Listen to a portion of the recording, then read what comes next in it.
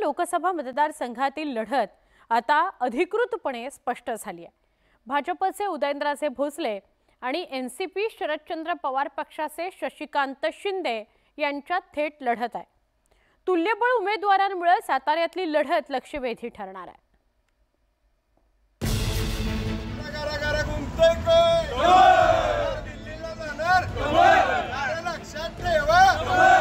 खासदार उदयनराजे भोसले यांची लोकसभा निवडणुकीसाठीची उमेदवारी अखेर घोषित झाली आहे।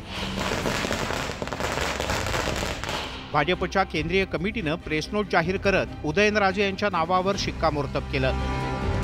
7 मे रोजी सातारा मतदारसंघात निवडणूक होते। उदयनराजे भोसले यांची उमेदवारी जाहीर होण्याची वाट न पाहता त्यांनी आधीच प्रचार सुरू केला होता। स्वाभाविक आहे, प्रत्येकाला वाटलं की उदयनराजेंनी आपल्या पक्षाच्या माध्यमातून उमेदवारी जाहीर करावी किंवा निवडणूक लढवावी, पण एकंदरीत आताच जे मोदींच्या नेतृत्वाखाली केंद्रात जे सरकार आहे, या अगोदर पण बरेच सरकार होऊन गेले। उदयनराजेंच्या उमेदवारीबद्दल कुठेही शंका नव्हती किंवा शंका असण्याचं काही कारण नाही। त्यांना भाजपने पहिले त्यांची उमेदवारी संदर्भामध्ये त्यांच्याशी बोलणी केली होती आणि त्या पद्धतीने ते कामही करत होते। उदयनराजे भोसले यांची उमेदवारी मंगळवारी जाहीर झाली, तर सोमवारी महाविकास आघाडीने जोरदार रॅली काढून साताऱ्यात चांगलीच हवा निर्माण केली। एनसीपी शरदचंद्र पवार पक्षाचे उमेदवार शशिकांत शिंदे यांनी शक्तीप्रदर्शन करत अर्ज दाखल केला।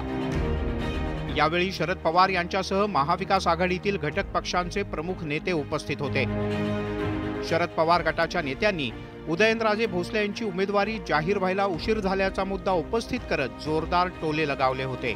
भारतीय जनता पक्षात आत्मविश्वास सातारच्या जागेबाबतीत नाही। उदयनराजेंना उमेदवारी द्यायची, बहुतेकांची न द्यावी अशीच भूमिका असावी, नाहीतर इतके दिवस उमेदवारी जाहीर करायला लागली कशी। त्यामुळं सातारच्या लढतीचा निकाल कालच लागलेला आहे। सातारामध्ये आमचे शशिकांत शिंदे प्रचंड मताने विजयी होतील। मागच्या एका दशकात सातारा लोकसभा मतदारसंघात मोठ्या राजकीय घडामोडी झाल्या। 2014 आणि 2019 या दोन्ही निवडणुका उदयनराजे भोसले राष्ट्रवादी काँग्रेसच्या तिकिटावर लढले होते। 2019 ची निवडणूक जिंकल्यानंतर त्यांनी काही महिन्यातच खासदारकीचा राजीनामा दिला। राजीनामा देऊन उदयनराजे भोसले यांनी भाजपत प्रवेश केला।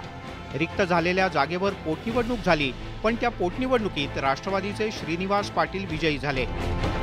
त्यांनी उदयनराजे भोसले यांचा 87,000 मतांनी पराभव केला होता। पावसामध्ये भिजत शरद पवार यांनी घेतलेली सभा त्यावेळेला चांगलीच गाजली होती। मात्र आता या कडक उन्हाळ्यात ज्याच्यावर मतांचा पाऊस पडेल तोच उमेदवार विजयी होईल। Bureau report, news 18 Lokmat. Mahabharat या विशेष कार्यक्रमामध्ये एक छोटासा ब्रेक। काही क्षणात परत भेटू अजून काही रिपोर्ट्ससह।